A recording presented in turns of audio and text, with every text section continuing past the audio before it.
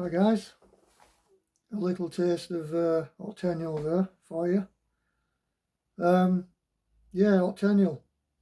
Um, I was pretty much proud of that project. We did 3 films, and I think mainly um, we did this project because Time Ghost and Time Ghost 2 are gone, and we didn't have the films anymore. I wanted something that I'd record and keep, and I'd have something to look back on to say, I used to do this, I used to do that, I used to be in films, I used to film, I used to do um, special effects, editing, music, something to record it, something to look back on. And when I did the first one, I wanted to do a second one, then a third one. Just kept going and on and on. As Brendan would say, time goes 355.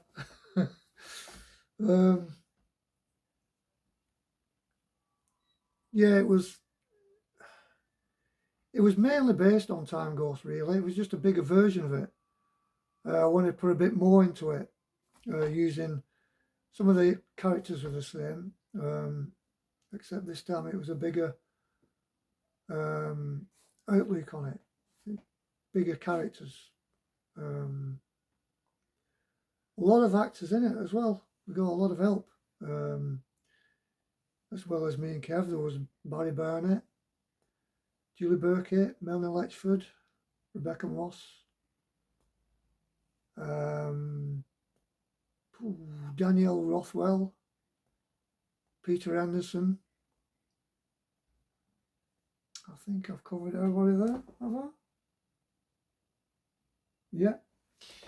They all did really well because there's a lot of things behind the camera as well. Helped a lot with makeup and costume and stuff like that. I really enjoyed doing it. We was very lucky with some of the locations as well. Can you really believe that the caretaker of Hay Hall gave us the keys and we had the whole building to ourselves every time we went there? That was just unbelievable. Couldn't do it now, because of the renovation and the publicity and everything, public building and all that. But we have the whole building to ourselves, and we must have filmed there over 3 or 4 weeks. And every time we arranged a day with him, obviously, but we'd have the whole building for as long as we needed. Great. Then, of course, there was Liverpool Castle. We did a lot of the location filming, and also the plantations, which we tend to use a lot. And that was it, really. We only needed them 3 locations. That's all the story needed. The story needed them 3 locations, and that was that. So it was really, I really enjoyed doing Octennial. Like I say, we couldn't do anything with them specially. Couldn't send them off because we've had to rewrite our own music, and there was a lot of touching up we needed to do. So I did basically rough edits, got them all together so I could put them on a DVD. So at least they were watchable. There's only the third one which we never got to finish, but we was only missing about 2 or 3 scenes to the end. But up to that, really good story. Really good story. And it's, like I said, it's reference for what we've done in the past. I'm hoping that when we do this meetup, we can make like a documentary of this, like me, Des, Kev, Brendan, going over the things that we did, showing the clips as we're talking about them. That'll be good. That'll be really special. That'll be the end of all documentaries. That will the day in the life of 4 filmmakers. That'll be really good. looking forward to that. There's one thing that splices us all together, the four of us. There's one thing that we've all got one thing in common, all four of us, is that we've got a very good sense of humour. We know how to make ourselves laugh. I wonder if Des remembers the Day in the Life of tapes we used to do. That was really funny, side-splitting stuff that we used to do in our early days. But yeah, we've always had a very good sense of humour. Television? Never mind it. Tell you what now, alright? Never mind the television. Them Afghanistan, whatever you call them, they went to the airport and they thieved planes. Thieved them. They deliberately went to the airport and thieved every plane.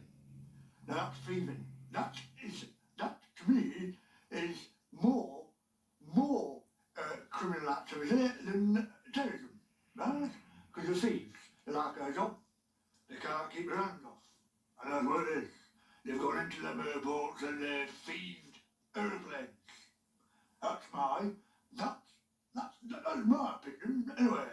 So, well, I'll believe you. I really don't know. The forces about me, because when my mum was down in hospital, where was the Americans then? There were nowhere to be seen. Nowhere to be seen. And first, second, just them two world wars, where were they? Well, I like the opposite of it, but every time we have bombs in Manchester, because I went there once buying some Elvis records, and a bomb went off in Manchester. Where were they then? There were nowhere to be seen then, were they? Why are we getting mixed up in this case? Mr. Bush can live in peace and there will no war or any anger between us.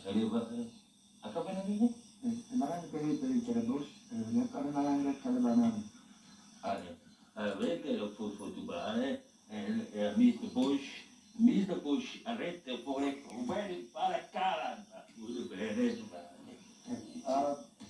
He thinks very highly of Mr. Bush in America. He believes it's a very nice country and we could live in peace.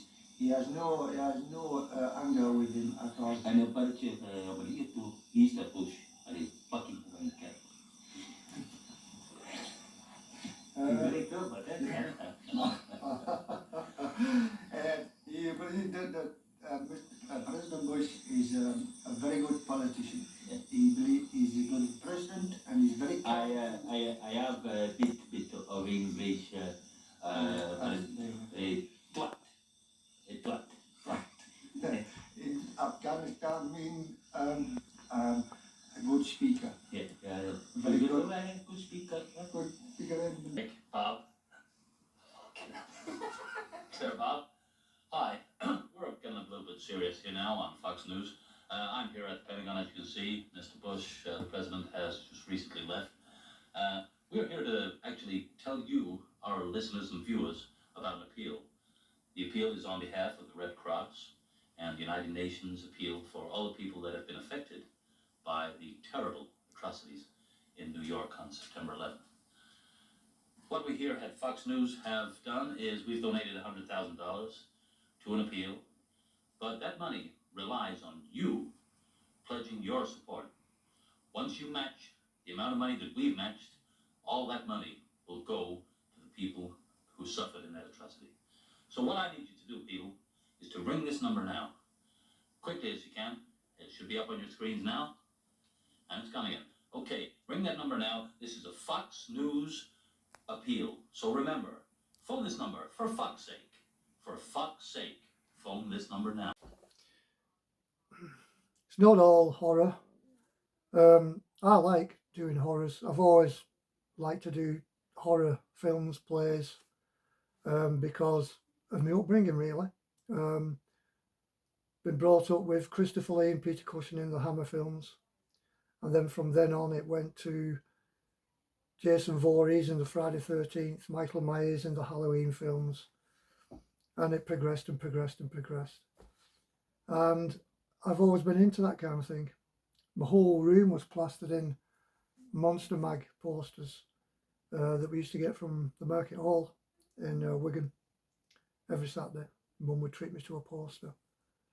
And before I knew it, the whole room was covered in Hammer horror stills of Christopher Lee, Peter Cushing, Vincent Price, you name it. Always been into them, and I've still got the book.